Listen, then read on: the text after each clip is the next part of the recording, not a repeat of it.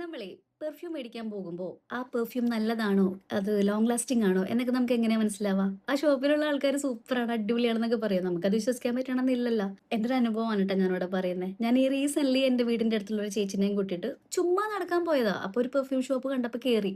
അങ്ങനെ പെർഫ്യൂംസ് ഒക്കെ നോക്കി അത്യാവശ്യം കുഴപ്പമില്ലാത്ത പെർഫ്യൂം ഒക്കെയാണ്.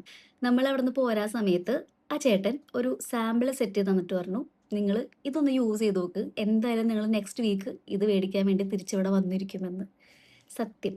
ദേ അതാണ് ഈ സാധനം. അപ്പൊ ഞാൻ ആ ചേട്ടൻ്റെ അടുത്ത് പറഞ്ഞിട്ടുണ്ടായിരുന്നു കേട്ടോ, ഞാൻ എന്തായാലും ഇത് ട്രൈ ചെയ്ത് നോക്കിയിട്ട് ഇതിന്റെ റിവ്യൂ ഞാൻ എൻ്റെ ഇൻസ്റ്റാഗ്രാം പേജിൽ പോസ്റ്റ് ചെയ്യുമെന്ന്. ആ ചേട്ടൻ പറഞ്ഞത് ധൈര്യമായിട്ട് പോസ്റ്റ് ചെയ്തു. അമ്മാതിരി കോൺഫിഡൻസ്.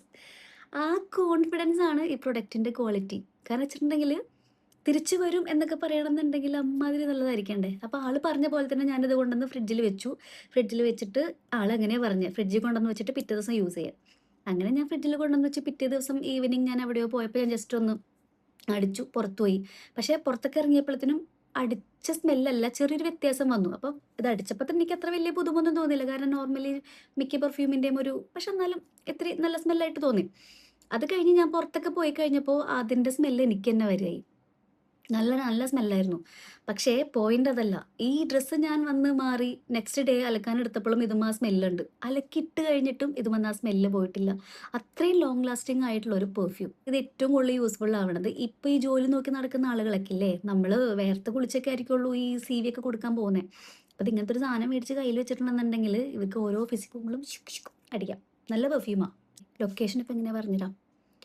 നമ്മളുടെ ADCB മെട്രോ സ്റ്റേഷൻ ഇല്ലേ, ADCB മെട്രോ സ്റ്റേഷൻ ഇറങ്ങിയിട്ട് ഡേ ടു ഡേയിലേക്ക് പോകുന്ന വഴിയിലേക്ക് ഇങ്ങനെ നടക്കുക. അപ്പം നമ്മളുടെ കോട്ടയ്ക്കലൊക്കെ എത്തുന്നതിന് മുമ്പായിട്ട്, നമ്മുടെ പ്രസിഡന്റ് ഹോട്ടലൊക്കെ എത്തുന്നതിന് മുമ്പായിട്ട് റൈറ്റ് സൈഡിൽ തന്നെ മെട്രോ വോഗ് അങ്ങനെ എന്തോ ആണ് ആ ഷോപ്പിന്റെ പേര്.